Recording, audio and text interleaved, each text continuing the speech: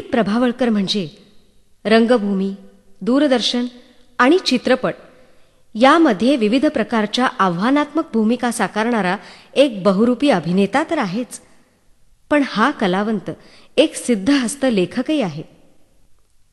प्रभावळकर जेव्हा लिहितात तेव्हा मुखवटेरहित होऊन लिहितात. मध्यम वर्गीयांच्या सुखदुःखाशी एकरूप होऊन जातात. R.K. लक्ष्मणच्या कॉमन मॅनसारखे छत्री सावरत सर्वत्र डोकावताना दिसतात. सामान्य माणसाला थेट भिडण्याचं सामर्थ्य आणि प्रांजळपणा हे प्रभावळकरांच्या विनोदाचं बलस्थान आहे.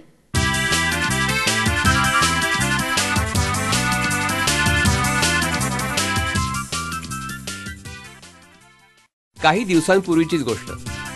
शैलजा तांबे आणि त्यांची मुलगी मीनल लगबगीनं बाहेर पडताना दिसल्या. हातात टिफिन कॅरियर, पाण्याच्या बाटल्या आणि प्लास्टिकच्या पिशवीत फळक दिसत होती. कुठे निघालात विचारू नये, पण त्यांच्या चेहऱ्यावरची चिंता पाहून त्यांनाही असं विचारलेलं आवडेल असं वाटून विचारलं. यांच्यासाठी नेते जेवण, सौ तांबे म्हणाल्या. चेहऱ्यावरील चिंता तशीच होती. ऑफिसात गेलेत का? नाही, खड्ड्यात. काय? महानगर टेलिफोन निगमनं खणलेल्या व्हीटी स्टेशनजवळच्या खड्ड्यात पडलेत, फियाट गाडी सकट. हो बापरे, पण त्यांना बाहेर नाही का काढायचं? नाही, ते बाहेर आले तर गाडीत नवीन बसवलेला कॅसेट प्लेअर चोरीला जाईल म्हणून आतच बसून राहिलेत, सौ तांबे म्हणाले. म्हणजे तुम्ही खड्ड्यात उतरणार जेवण घेऊन?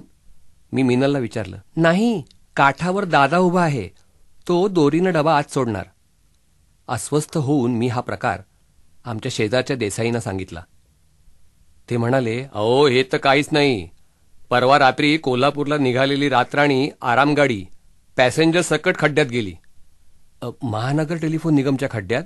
नाही, सांडपाण्याच्या पायपांसाठी खणलेल्या खड्ड्यात. सकाळपर्यंत तिथंच. ड्रायव्हर क्लीनर रिपोर्ट करायला गेले. झोपलेले पॅसेंजर सकाळी कोल्हापूर आलं असं समजून सामान घेऊन उतरले, ते थेट गटाराच्या पाण्यात.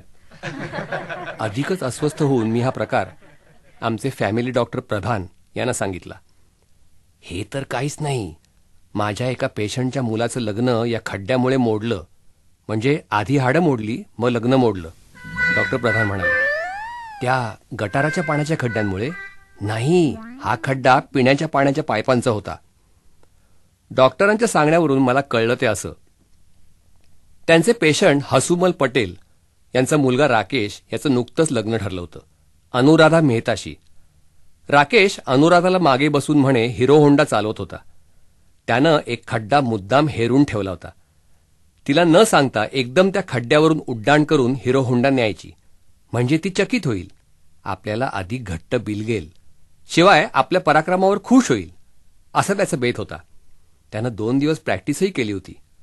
ठरलेल्या दिवशी तो अनुराधा सकट जोरात आला आणि नाव वॉच द फन असं म्हणत तिच्यावर इम्प्रेशन मारायला त्यानं हिरो होंडा खड्ड्यावरून फेकली.